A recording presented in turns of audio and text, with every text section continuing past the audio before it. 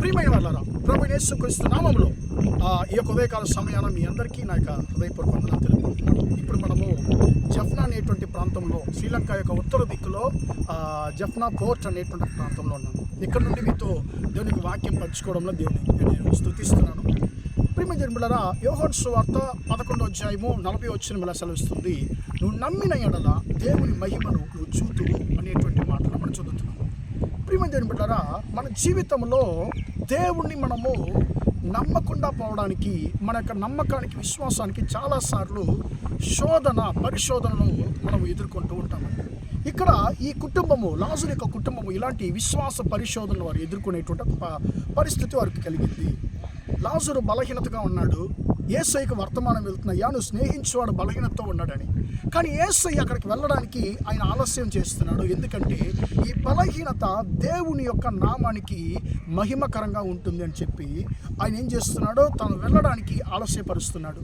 కొన్నిసార్లు మన జీవితంలో దేవుడు కొన్ని మేళ్లను ఆలస్యపరుస్తాడు. అది ఎందుకంటే మనకు మేలు కొరకు, దేవుని నామం యొక్క మహిమ కొరకు. కాబట్టి ప్రియమైన దేవులారా, ఇప్పుడు ఏం జరుగుతుందంటే యేసుక్రీస్తు లాజరు చనిపోయిన 4 దినాల తర్వాత వస్తున్నాడు. ఇప్పుడు ఆయన సమాధి దగ్గరికి వెళుతున్నాడు. అప్పటికే ఆయన మరణించి పాతిపెట్టబడి 4 దినాలు అయింది.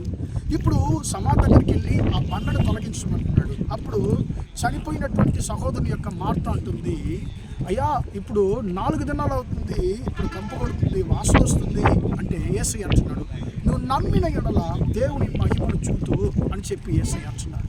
ప్రియమైన దేవుని బిడ్డలారా, అప్పుడు ఆ రాయి తొలగించబడినప్పుడు వారికి అద్భుతం జరిగింది. చనిపోయినటువంటి లాజరు మళ్ళీ బ్రతికి తిరిగి వచ్చాడు. ఇప్పుడు అక్కడ పెద్ద అద్భుతం జరగడానికి కారణం ఏంటంటే ఆ బండ తొలగించబడింది. ఈ బండ అవిశ్వాసానికి సాదృశ్యంగా ఉంది.